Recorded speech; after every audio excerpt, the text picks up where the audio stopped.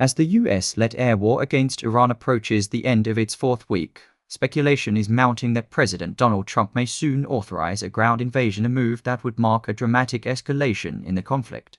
CBS News reported this week, citing an official who spoke on condition of anonymity, that Trump is planning a ground attack on Iranian territory. According to the report, the president believes the air campaign has successfully cleared the way for ground forces to begin their offensive. The end of the air war, a pivot to ground operations. Speaking to reporters during a recent visit to Florida, Trump addressed the state of the conflict on social media and in person. He stated that the US air campaign had been highly successful, with American warplanes conducting clean-up operations across Iranian targets. While the Strait of Hormuz remains under Iranian military control, Trump suggested that few targets remain for the Air Force to clear, signaling that the time has come for ground forces to enter the fight.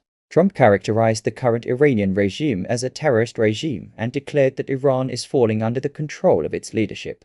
He asserted that it is time for the United States to end the war, but on American terms. The president indicated that a ground operation could begin as early as next week, the fifth week of the conflict, if he determines that a ground invasion is necessary. Trump's 14-point proposal.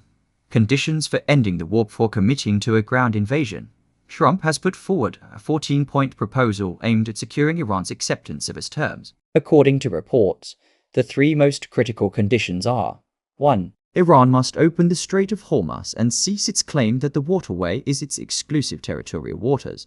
2. Iran must abandon its nuclear weapons program and never become a nuclear power. 3. Iran must dismantle its long-range missile program. These 3 points represent the core of the Trump administration's demands. The proposal is seen as an ultimatum: accept these terms, or face a ground invasion. Iran's rejection and counter-demand. Islamic Republic of Iran has reportedly rejected Trump's proposal and put forward its own set of conditions. According to Iranian officials, Tehran's demands include an immediate end to the war, a halt to the US military buildup in the Middle East, the right to maintain civilian nuclear energy programs, the right to produce medium-range and long-range missiles as a matter of national sovereignty. While Iran has not explicitly opposed the dismantling of nuclear weapons, distinguishing between weapons programs and civilian energy, it has refused to abandon its missile programs, which it considers essential for self-defense. The gap between the two sides remains wide, with Trump insisting on the complete elimination of Iran's long-range missile capabilities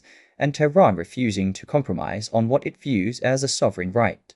Conflicting reports on ground invasion. Planned prospect of a ground invasion has generated conflicting statements from its officials. CBS News and the Daily Mail reported that Trump is actively considering a ground invasion this week. However, the White House has pushed back against these reports. Press Secretary Caroline Leavitt dismissed the information as completely false, stating that no decision has been made regarding ground troop deployment. She emphasized that any such decision would depend on the actual situation on the ground and that the Pentagon would be responsible for executing any orders from the president.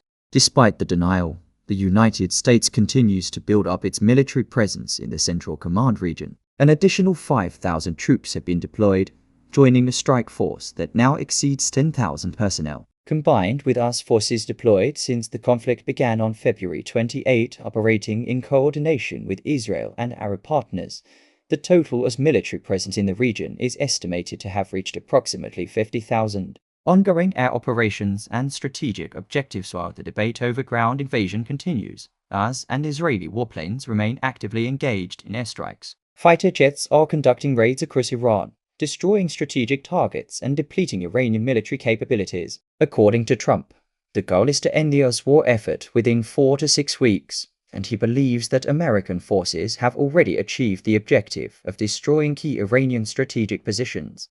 Strategically, the United States has identified the capture of Iranian islands in the Strait of Hormuz as a key objective. These islands are considered critical for controlling maritime traffic and projecting power in the Gulf. Thousands of US Marines are already positioned in the region, with the stated goal of seizing these islands if negotiations fail. For the United States, capturing these islands would represent a significant strategic victory. Israel's role on the path to regime change. Israel, however, is reportedly pushing for a more aggressive approach. According to sources, Israeli leaders are encouraging the United States to continue its full-scale assault with the ultimate goal of overthrowing the Islamic Republic of Iran. For Israel, The destruction of Iran's military capabilities and the collapse of the regime in Tehran remain the preferred outcomes. The Islamic Revolutionary Guard Corps, for its part, appears to be preparing for a protracted conflict. Iranian officials have signaled that the regime is determined to fight the United States until the last stage to determine the ultimate victor. Despite significant losses, including the destruction of an estimated 1,500 ballistic missiles and the deaths of senior commanders, the IRGC continues to project strength and vows to resist any ground invasion. Conclusion: a critical week ahead as the fourth week of the air campaign draws to a close. The United States stands at a crossroads. Trump's 14-point proposal has been rejected.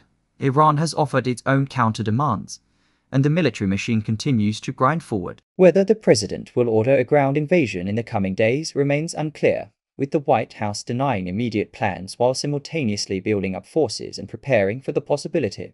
What is clear is that the conflict is entering a new phase. The air war has achieved significant destruction, but the strategic prices, the Strait of Hormuz, Iran's nuclear and missile programs, and ultimately the fate of the regime itself remain unresolved. With 50,000 troops in the region, thousands of Marines ready to seize strategic islands, and Israel urging a final push, the coming week may determine whether this conflict ends with a negotiated settlement or escalates into a full-scale ground war.